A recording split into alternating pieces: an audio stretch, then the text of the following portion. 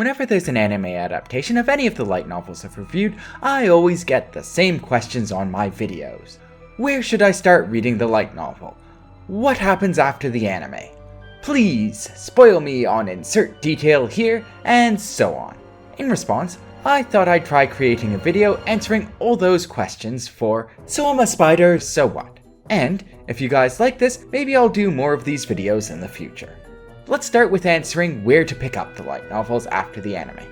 Technically, the anime covers up to the end of Volume 5, so if you want to just pick up the light novels where the anime left off, you'd start reading at Volume 6. That being said, I would be a proponent of starting at Volume 1. Why, you might ask?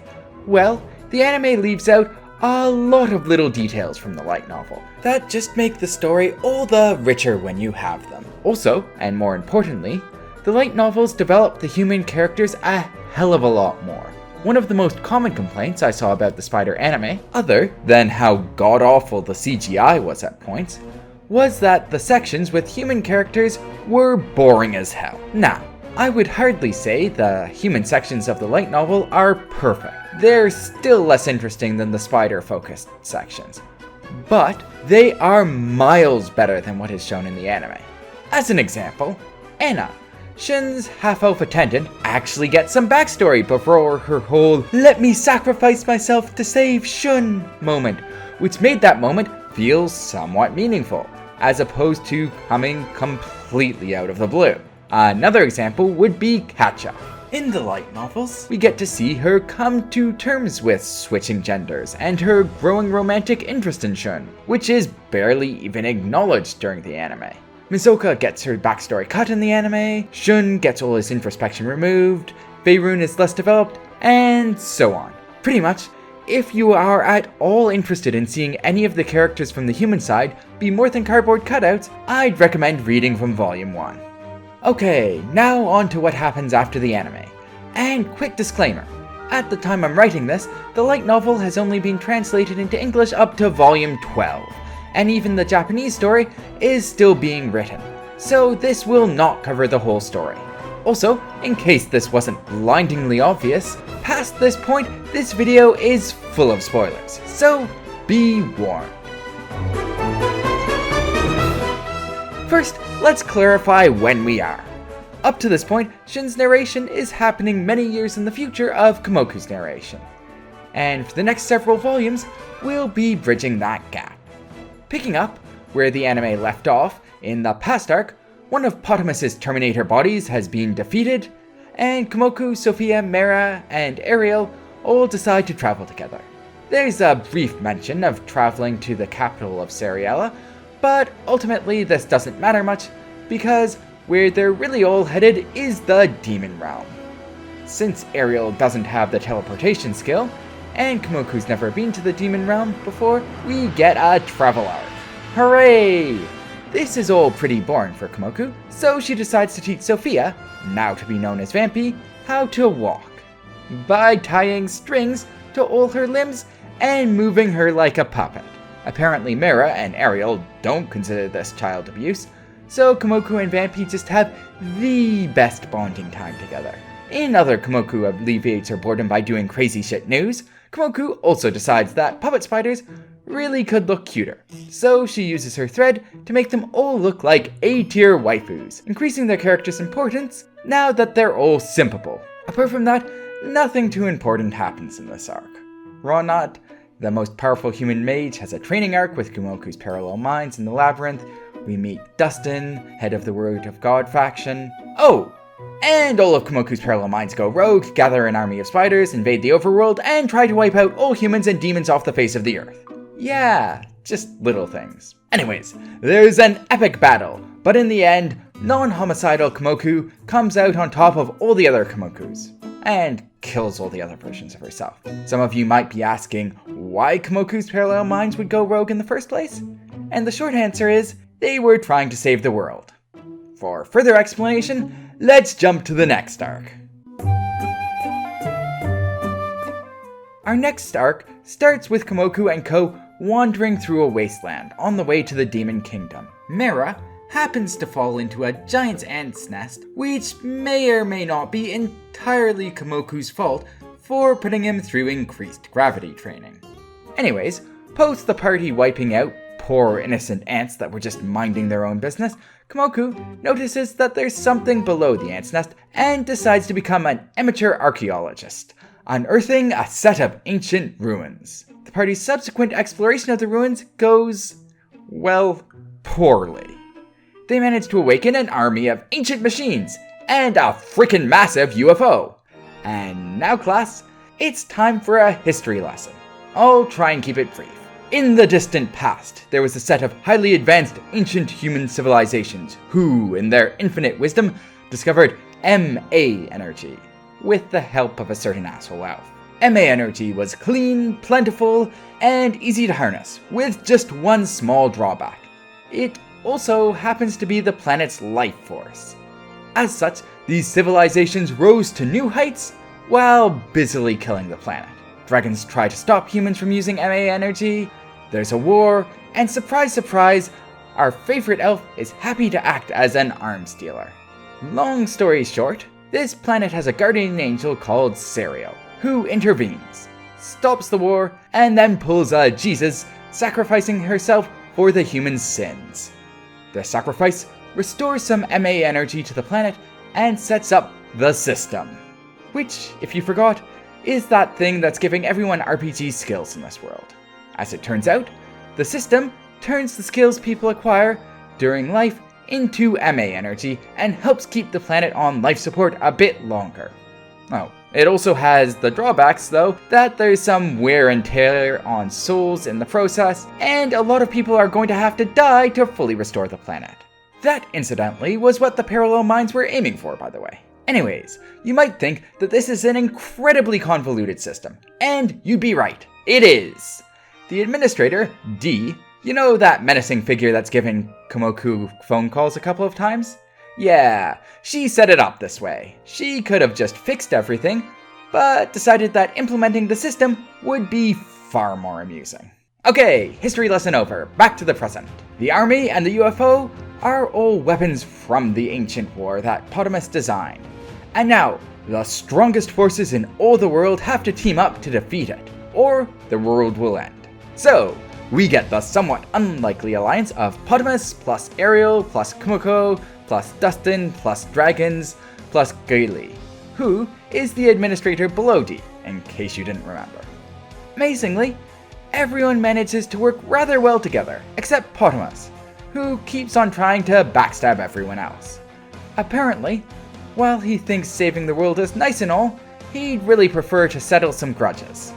Regardless, Potamus, Ariel, and Komoku manage to get on the UFO and destroy it from the inside. There's only one small hiccup. Potamus' last betrayal attempt sorta ends up resulting in Komoku ingesting the magical equivalent of a nuke.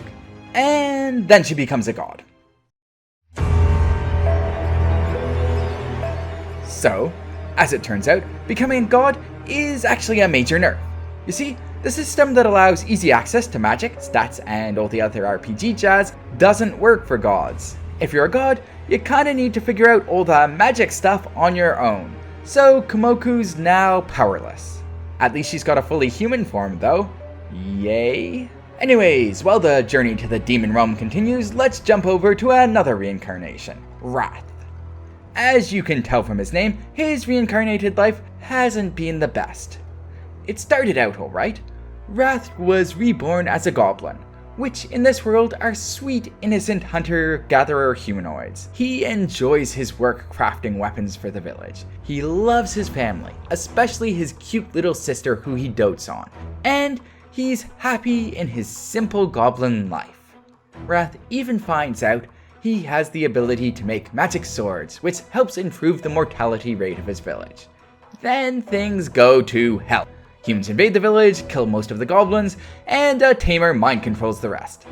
The tamer gets Wrath to start making magic weapons for the humans, and makes him eat his little sister to level up. So Wrath kinda snaps from all the inhuman treatment, gets the title Ruler of Wrath, escapes from mind control, and massacres all the humans in the area. Yeah, I'd say that vengeance was merited. Following this, Wrath evolves into an ogre, is in total berserk mode and fights everyone.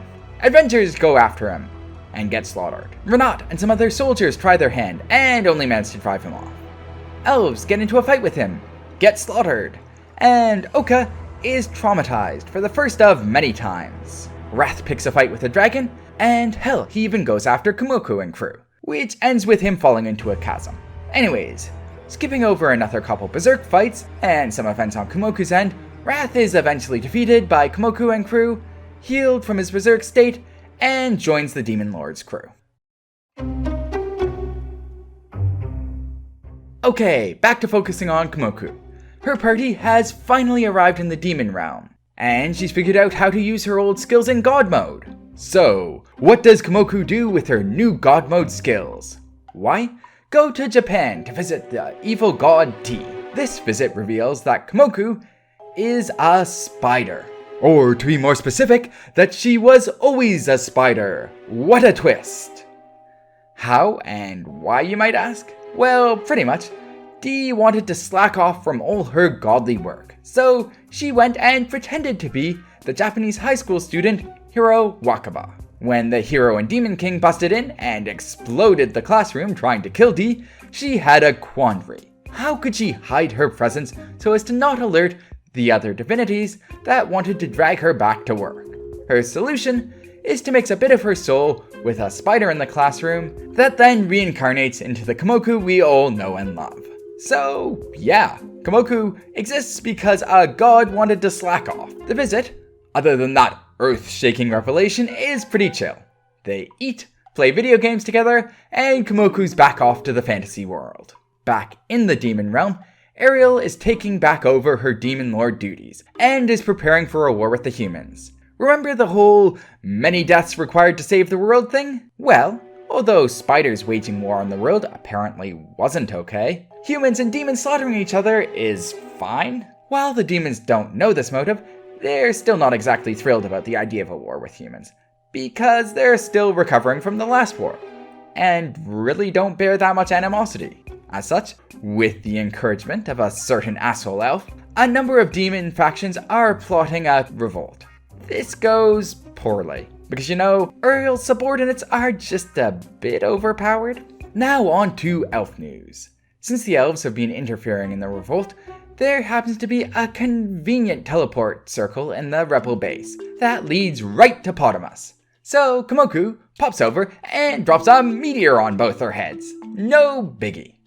Unfortunately, this doesn't finish him since Potamus has spare bodies. But at least he thinks Komoku's dead. Which of course she isn't, because she also has spare bodies.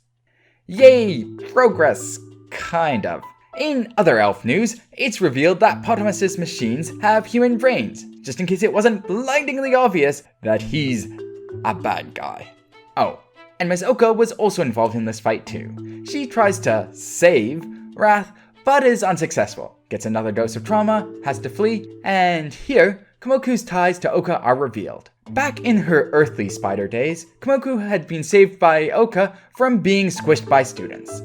So she is quite fond of the teacher. Ideally, Komoku would just steal her from Potamus, but since she's an elf, he can transfer his consciousness over to Oka and insta-kill her. As such, kidnapping is not an option. Instead, Kumoko arranges things so that Oka is able to escape the demon realm without incident, and then goes on to file a complaint with Dee about reincarnating Oka as an elf. This complaint, in short, has Komoku literally punching off Dee's head, after Dee admits that she pretty much put Oka in her current situation for shits and giggles.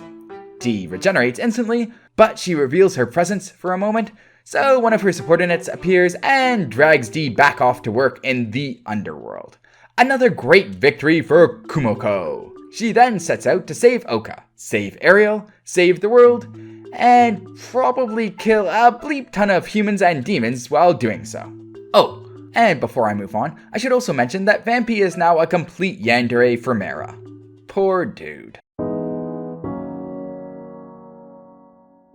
So we all know that Komoku kills Julius already, but hey, there's an arc of the story devoted to making us feel sad about that. Julius, at the tender age of 11, is sent to head an international task force aimed at stopping a rash of human trafficking. Which, of course, is being caused by none other than our best elf pal. Julius gains the respect of common folk by apologizing to them for not being able to save everyone. He gains the respect of the army by suicide charging bandits twice. He saves some peasants from being roasted by a phoenix, and by the end of the arc, he's a full-blown hero. Now he's ready to die. Oh, also, the hero's companions, Hawka, Yana, Jeskin, and Hyrant are all introduced. Too bad most of them are dying too. Following that, we have the Great War between demons and humans. Lots of minor characters die, along with massive casualties across both armies. I won't go into too great details because you already know the results. And with that, we're up to date with where the light novel is translated to as of the date of this video. At this point, the past arc has almost caught up to the present, so I'm excited to see what happens going forwards, and hoping that Komoku, Ariel, and Oka all make it safely out the other side. For all the anime-only people, I know you've all just been through huge spoilers, but please go and read the light novels anyways. Seriously, the anime only shows a small fraction of Komoku's glory. You owe it to yourself to see her in her full magnificence. As for the light novel readers, obviously there's some stuff I skipped over, and probably some stuff I missed too. So, if I managed to miss your favorite scene, go ahead and let me know in the comment section below. If there are any web novel readers here, yes, I know that the story is even further along, but going into all the details that have changed from the web novel to the light novel would be a whole nother video. If you like this style of video and would like me to do more, let me know which series you'd like to see an after anime video for in the comment section below. Anyways, thank you all for listening. I hope you enjoyed this video. Cheers!